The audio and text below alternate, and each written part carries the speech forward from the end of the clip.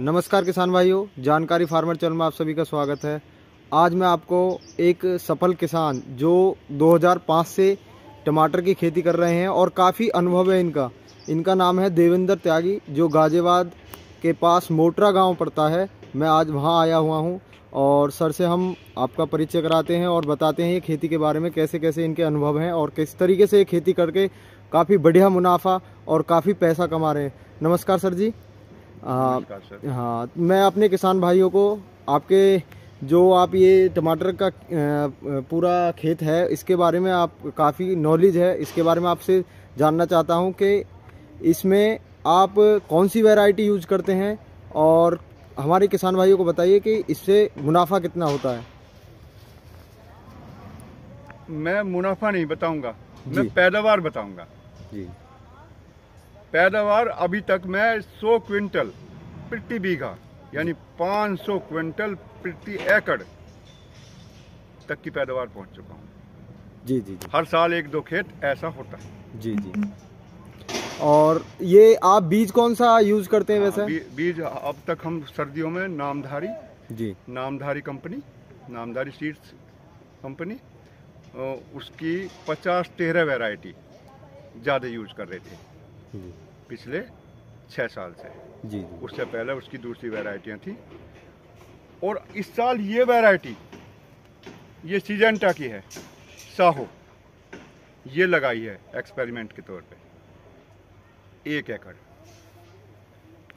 फलत अच्छी है लेकिन बीमारियां ज़्यादा हैं उसके मुकाबले। 1 एकड़ में इसको लगाने पर टमाटर को कितना खर्चा आ जाता है आपका? हाँ, जिस विधि से हम लगा रहे हैं इसे कहते हैं स्टेकिंग, यानी पौधों को सहारा देना, मचान विधि।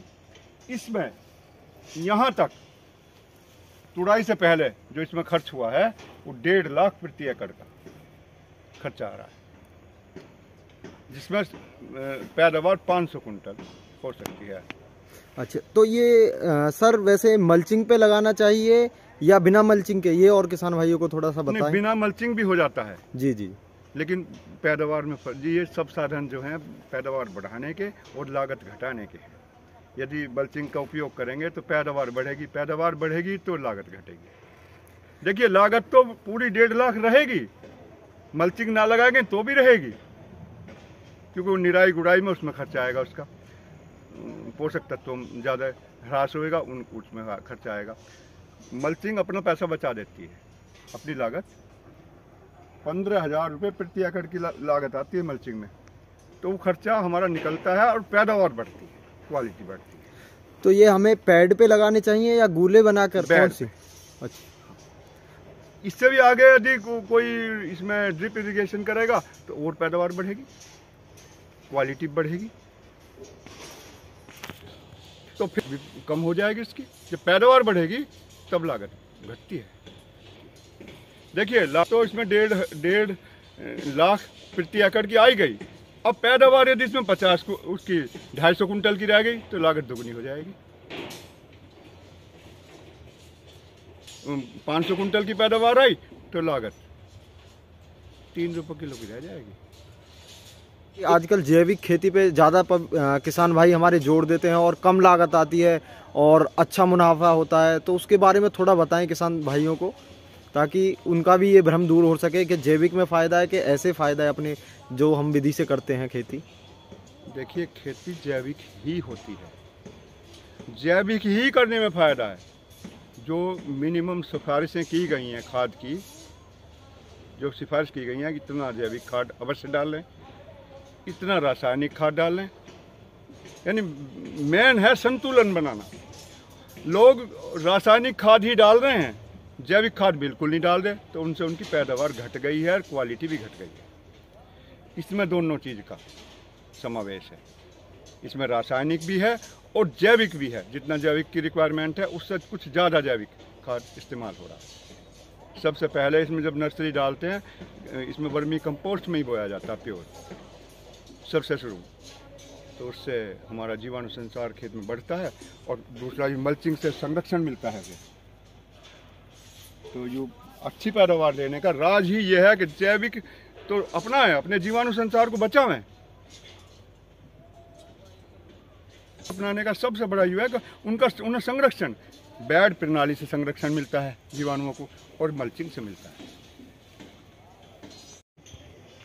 तो सर मैं ये पूछना चाहता हूँ कि इसमें टमाटर में ज़्यादातर बीमारी कौन सी आती है, तो उसके बारे में थोड़ा निदान भी बताएं, कैसे उसको दवा से कंट्रोल करा जाता है उसके बारे में और बताएं। हाँ, देखिए इसमें सबसे खतरनाक बीमारी है, सबसे खतरनाक जो तेज़ी से फैलती है, ये अर्ली ब्लाइट और लेट ब्लाइट। और ये लगती उस समय है जब दिन और रात के तापमान में भारी अंतर होता है, यानी भारी ओस गिरती है अक्टूबर में और फरवरी मार्च में।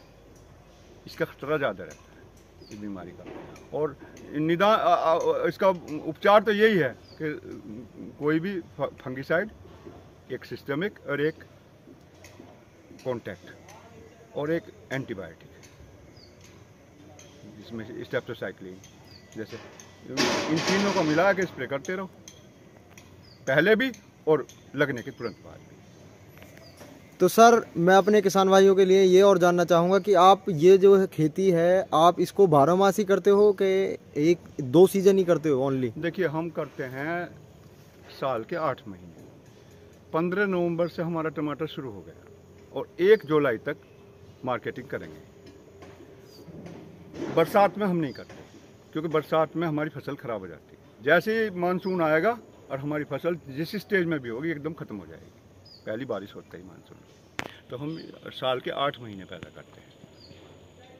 इस समय 40 बीघे टमाटर हमारा तैयार खड़ा है और 20 बीघे और बोएंगे गर्मियों वाला, उसे हम दर से बोएंगे, उसमें वैरायटियां अलग होंगी। तो ये अगैती और पिछेती जो वैरायटी रहती हैं इनका थोड़ा सा बता सकते हैं, कौन सा बीज किस टाइम हमें नर्सरी पे गिरना चाहिए जाके हम नर्सरी अच्छी सी ग्रो। साल में 2 अयन होते हैं, तो कुछ वैरायटियां तो ऐसी हैं जो गिरती हुई सर्दी, बढ़ती हुई सर्दी पे अच्छा रिजल्ट देती हैं। जैसे ये, जितनी सर्दी बढ़ेगी उतनी फसल अच्छी होएगी। और कुछ ऐसी होती हैं जो टेम्परेचर चढ़ने पर खिलती हैं, जैसे 2853 वैरायटी है यूएस की, ये बोई जाएगी अब 10 दिसंबर से। 1 महीना नर्सरी में रहेगी, फिर रोज़ टेम्परेचर 1 डिग्री आधा डिग्री रोज़ चढ़ेगा तो उसमें वो खिलेगी। यदि उसे उल्टा बो देंगे, गिरते हुए टेम्परेचर पर बो देंगे, तो रिजल्ट बहुत बुरा आएगा, परिणाम अच्छा नहीं देगी।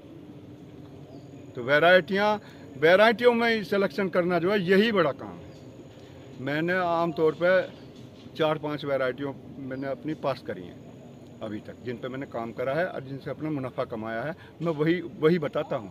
ये वैरायटी बिल्कुल नई, पहली बार यूज़ की है।